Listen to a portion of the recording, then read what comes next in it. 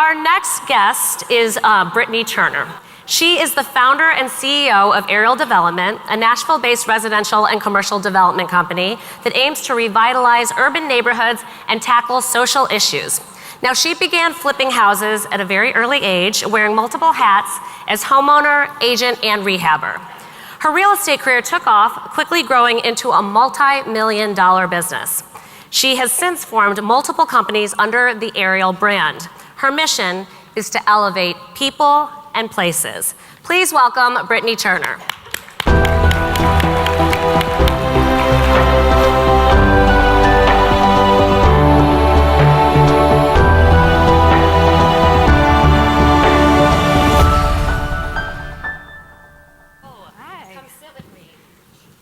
That was quite an entrance. We should have had a red carpet roll out, huh?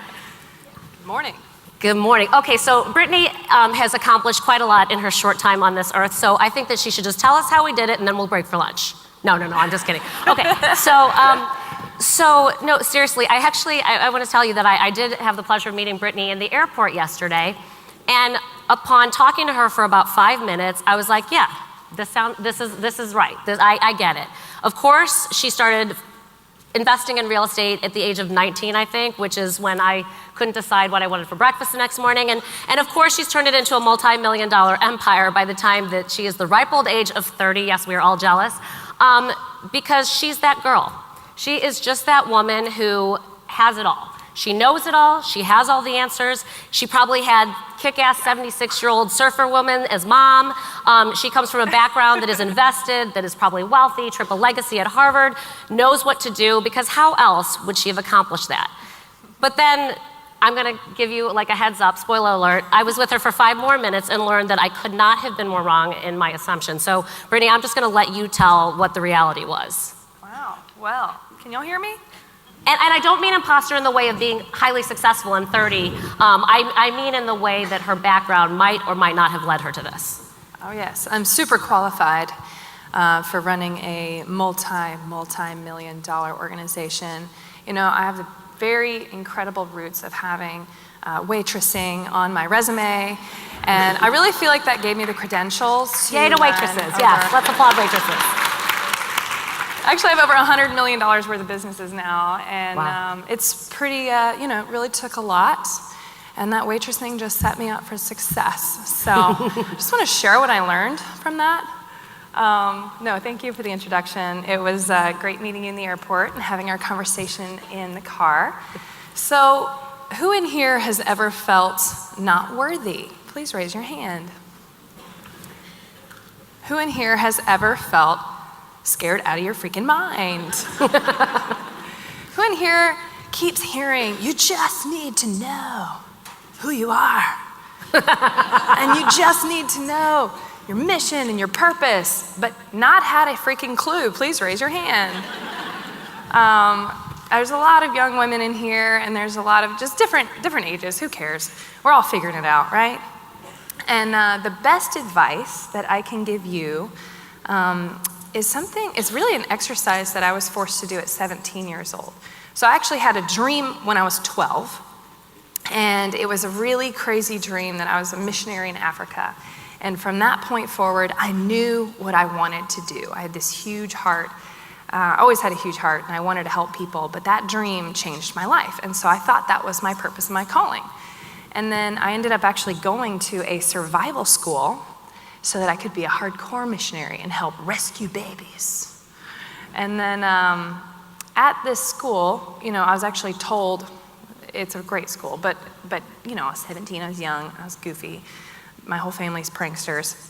I was told, nobody's really gonna listen to you till you're 24. And so I was just goofing off all the time because I was like, I'm young, whatever. I wasn't like partying or anything, I was just goofy. And at 17, they actually made us write our eulogy. It was actually a leadership school as well, and they made us write our eulogy. A eulogy is what they say about you when you're dead, if somebody doesn't know. And I wrote that out, and it changed my life forever. And that is the number one thing that I advise people do when they're trying to figure out their purpose.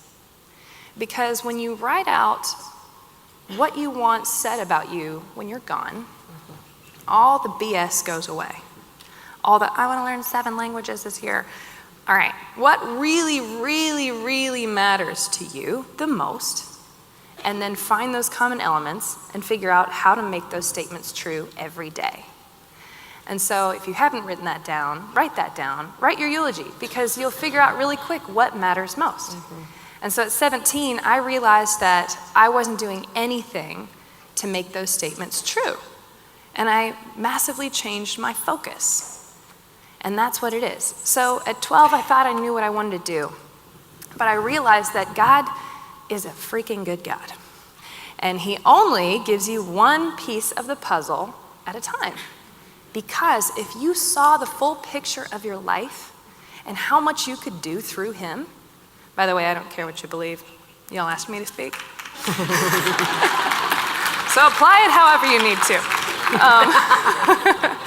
But if you saw the magnitude of what you were capable of, you wouldn't believe it. You'd be so scared and you would have no faith that you would never take that first step. And so what I have found is God's pretty practical. He'll only give you one piece of the puzzle at a time, and as you begin to execute on those puzzle pieces, he gives you the next one. And sometimes he gives you, and they're all come in the form of desires and passions and stuff like that. And I've learned to give myself grace, because sometimes he'll give you a piece of the puzzle that you're not gonna really figure out how it connects till later. And a lot of people live their life in this like angry disappointment that, oh, I really wanted to do this thing, but it's not happening. Well, just realize God is a good God, and sometimes it just hasn't happened yet. So hang on to that dream, hang on to that vision, and don't let it go. And so I'm very practical. I also have a really, I think of the future, I never think of the past. And so I've actually taken all those dreams and all those visions and all the things that are really important to me, and I put them on a vision board. And I don't care if it sounds cheesy. This is how you win at life. This is how you run over $100 million worth of companies by the time you're 30. And by the way, it actually, I think I had all this by the time I was 25. So it hasn't changed that much. And I started in the middle of the recession. And it sounds like, oh, you must have had a family. No, I freaking lived in my car. I lived in my car to get started. I worked for free for 9 months. I dealt with the drug dealers. I've been robbed. I've had to put 2 guys in jail. I've been sued more than 7 times, at least. I've been the front page of the newspaper. I've been shamed. I've had haters. What else? Let me think. Oh my gosh. That's enough. It's a lot. That's a lot. It's a lot. This has been a really, really hard journey. And the only way that I've been able to get through it is by keeping myself awake to what matters most. And so I'm just gonna give y'all some practical stuff if you want that. Y'all want practical or you want theory? Raise your hand. Practical? Theory? All right, we got one. I'll give you both, but mostly practical. Pretty much write your eulogy, figure out what matters most, and then turn it into a plan on how you can execute on that every day. And then find pictures and turn it into a vision board. Put it up on your wall, look at it every freaking day. Every day. If not, life is hard, especially if you're responsible for a lot of stuff, and you're gonna get knocked out of the game. You'll forget what matters most. And so I literally look at this every day, and I'm like, oh yeah, that's what I'm doing, instead of wanting to quit when it gets hard, because I forget that this isn't about just me. So you had this driving force that Elise and I had just discussed, and what you supplement with that is this reminder. You have this vision board that reminds you of your driving force to keep you going, even when you had to live in your car and get arrested or arrest other people. No, not get arrested. She didn't say that. Make sure that other people got arrested. Sorry, no. Get other people arrested, have to deal with drug dealers, whatnot. But you fought all that, and a couple years after you first started investing in real estate, you started Ariel, which now is this empire, and there's all these different business ideas underneath it. It is so much more than real estate investment. It wasn't, like you said, your passion wasn't necessarily to do real estate, it was to use capitalism for good, right? So tell us about Ariel, what it does, what the mission is, and what all these different businesses do. Yeah, so I wanted to be a missionary, right? And then I worked 5 jobs at a time so that I could go on mission trips every year, because this is my calling, right? And so I'd go on these mission trips every summer from like 13 on, and I mentioned this last night, and I felt really bad, because I just kept getting really pissed off. And I'm like, God, I feel so bad. I'm supposed to be like on a mission trip here.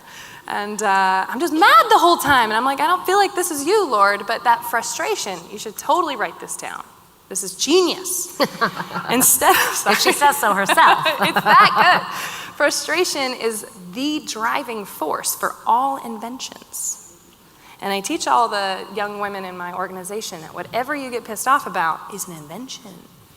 And it's the lead of a movement, it's a new company, whatever it is. And so whatever you're frustrated about, it's actually because you have a higher vision of the way things should be. And you're disappointed that they're not there. And so you have two options. You can become a hater activist and just complain all the time. Or you can say, how do I translate my vision for a higher purpose into really the steps that make other people change what is? You know, my favorite quote ever is from Buckminster Fuller, and he says, you never change the existing reality by fighting it. You change the existing reality by creating a better model that makes the old model obsolete. And we're going to talk about how that applies to women and how we really create the change that we want to see as well. So I'm going on these mission trips and I'm frustrated because I'm going and I'm feeding kids or I'm building a school or whatever, and I'm like, I'm not really helping the long term. And so I was like, God, how do I really make a difference? And so the vision for Ariel originally was, all right, I'm going to buy a house. I bought my first house at 18. And in the process of buying it, I found out you can flip houses. And so the original vision for even buying it was to have this thing called cash flow. Y'all know what cash flow is? We all want it. I did not know what cash flow is. So the bottom line is, if you buy a house and your mortgage payment is $900 a month and you rent it out for $1,200 a month, you get to keep that $300. And I was like, go on. If you do that 10 times, you can live in Africa and you don't have to send those sponsorship letters. And I was like, genius. So I'm going to do that. And so that was my first plan, but then I found out that you can flip houses and make like $10,000, which is $1 billion to an 18-year-old when I'm hearing about this. If you save those chunks of $10,000, you could have $100,000. And that $100,000 can be the down payment on an apartment complex. And that can make you $10,000 a month. And I was like, yes. That means I can have orphanages and I don't have to ask anybody for nothing. So that was my first plan. And then after, again, going on these trips and getting frustrated and more frustrated and more frustrated, and I had a one trip, it was my last one before everything changed. I was in Costa Rica and we put on a women's conference, and it was so sweet. These women had nothing. And they're so grateful. We brought them scrapbooks and or like notebooks, and they got to decorate them. And they're like crying, this is the nicest thing I've ever been given. And I was like, oh my God. And at the end, we were praying for everybody. And the last girl that I was praying with, I asked her name. And she couldn't answer me. And I asked the translator, hey, what's going on? And I found out that as an infant, she was sexually abused by her father, and her vocal cords were destroyed in the process. And I was pissed, of course, just like anybody in this room would be, but I was even more upset when I found out that this was socially acceptable in this area. Just like the incredible woman we just saw up here, when you see things that you can't unsee, you want to do something about it. And I wanted to just go destroy this person. You know, that's the initial reaction. How can I just go destroy this horrible human being that did this to such a sweet girl? And I'll never, ever forget the hopelessness in her eyes.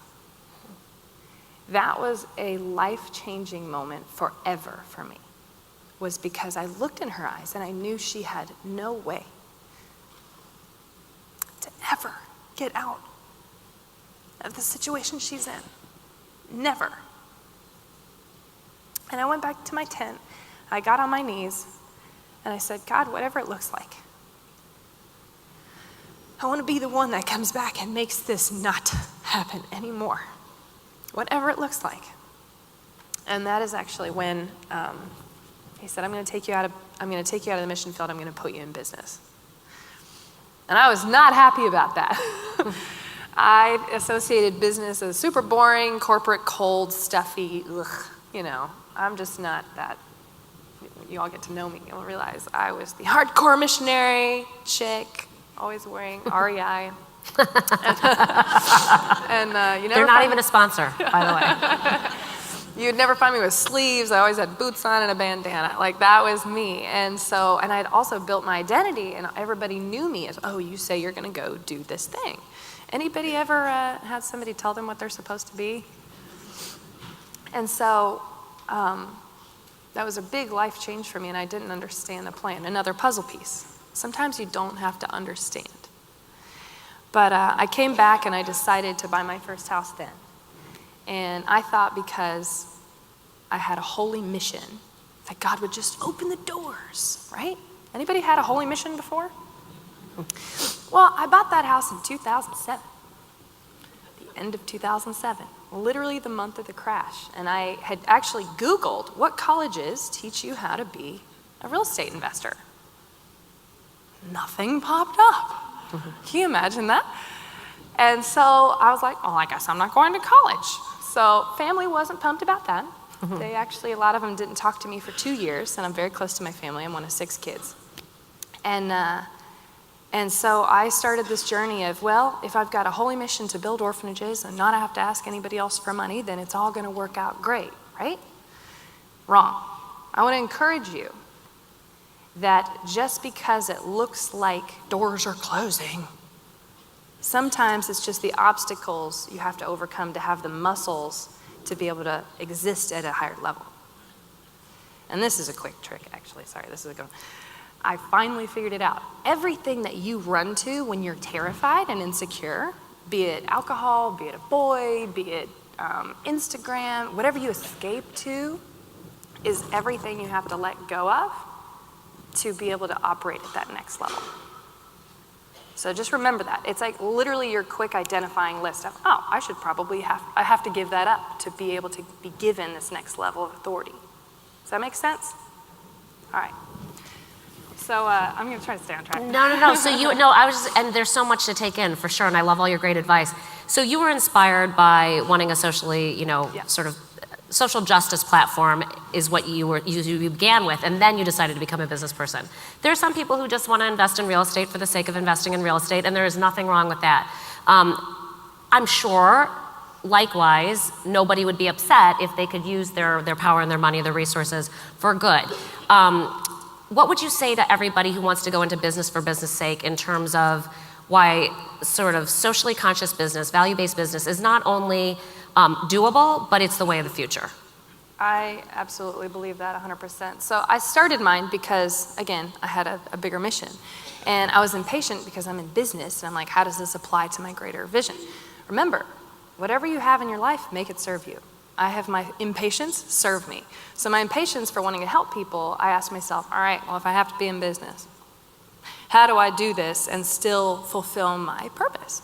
And so I audited my life, and you have to just realize you got to give proportionally, because especially depending on your background, if you've come from nothing, or if you think it's bad to have money, get that crap out of your head, first of all. I always thought that. I literally struggled with this forever, but I realized money is a resource, and it expands whatever it touches.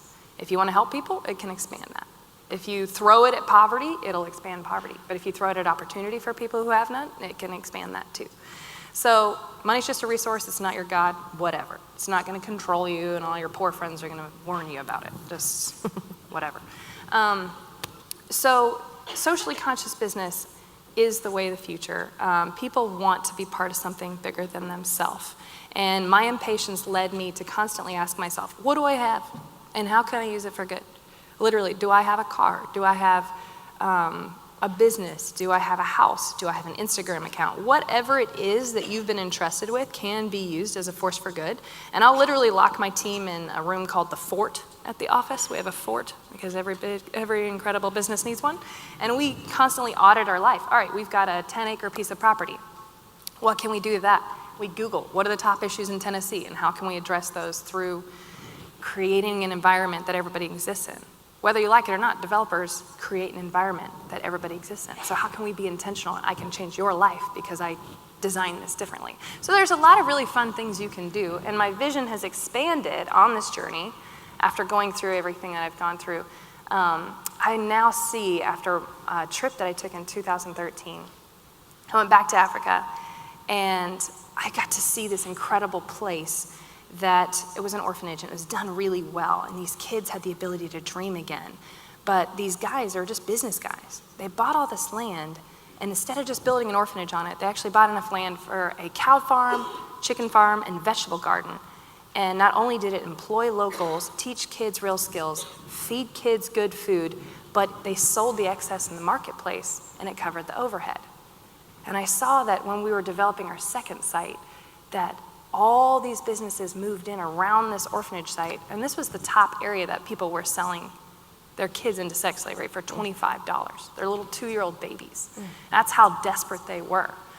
And because we were developing a second orphanage, we actually created a thriving economy. And it hit me that real estate development done well can create hope in hopeless places.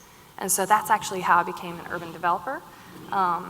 So my story quickly is I wanted to learn the business. I ended up having to work for free, lived in my car on and off for about 9 months, totally starved it out. I was really skinny though. I looked good. And after, you still look good. Thanks. I work on it. No, just kidding. So I worked for free. After 9 months, I finally did my first house by myself. Everything went wrong, but I had learned to work to learn, not just to earn, and that has been one of my biggest secrets, because I still freaking do that. I still do it. I still find the greatest people in the world, and I figure out a way to serve them, not in a manipulative way. But if I want you in my life, it's because I believe in what you're doing, right? That's how you find a mentor 101, by the way. Find someone who's doing what you're doing, find a way to serve them. If you're serving them, they'll probably keep you around. And so that's how I've been able to keep these incredible people around me. And I went from $0, totally broke, totally scared, having weirdos knock on my window in the middle of the night, to becoming the biggest rehabber in Nashville in the recession, and then the biggest infill developer in Nashville, and one of the largest mixed-use developers in Nashville and throughout the Southeast now in less than 4 years. Well, that's amazing. So, well, first of all, like you said, I mean, you said that business to you is boring, right? I think I agree that when, I don't agree with that necessarily, but I agree with the point that even if you don't think businesses are boring, in and of itself, if you have a social justice piece to it, people want to do something. People want to make a difference, and it makes it more interesting, and it makes it more worthwhile. And so I really appreciate that approach, and it really is the way of the future. You said something about all the people that you've surrounded yourself with, but truth be told, at the core of any successful business is a great leader. Clearly, I mean, just from knowing you for these few minutes, you can tell that you're a great leader, but you are not an island, and you have surrounded yourself, again, with people and resources and whatnot to have developed this multi-million-dollar company, $100 million company, right? So tell us a little bit, what's your advice on surrounding yourself with the kinds of people, the kind of team that you have? What other sort of tips for success do you have? Great one. Well, starting with your eulogy, you figure out what matters to you, and then you distill that down into all the things that you want to be great at. So let's say if it's the impact you want to leave. Well, who else is doing something like that? And remember, every human is imperfect, and they're going to let you down. So you only listen to people you want to be like, and in the area you want to be like that in, right? Because success leaves clues. So don't discount a person because they're imperfect over here, but they're great here. Just listen to this part. There's going to be a lot of voices that are going to want to speak into your life. And the hardest part is when they come to you in love.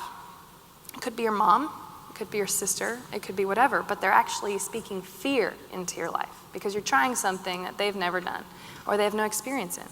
The human brain is wired to keep you alive, which is to survive, not to thrive, and not to do anything outside the village.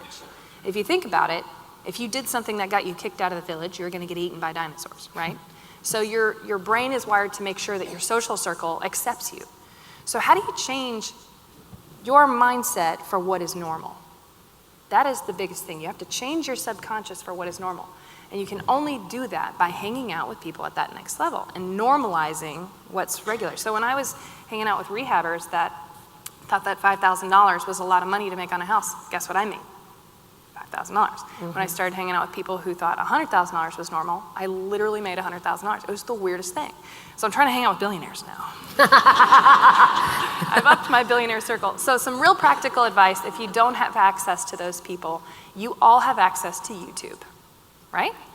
Get on YouTube and listen to every single thing that you possibly can from the minds of the greats. Richard Branson is one of your mentors, so clearly it works. He is. What she's saying. We were, the woman up here, it was Elise Nelson. Right? Elise, yes, I keep wanting to call her Elise, sorry. Elise, she was talking about how they didn't even have Google to find other women, right? Well, you do, so there's no excuse. Every single morning I listen to one of those cheesy motivational videos. I don't care, because remember, it doesn't matter if it's cheesy. If it works, I'm gonna trick my brain into believing what these greats are. And I've actually been so blessed that now that I've got that mindset, it's interesting you actually attract other people that have that mindset too.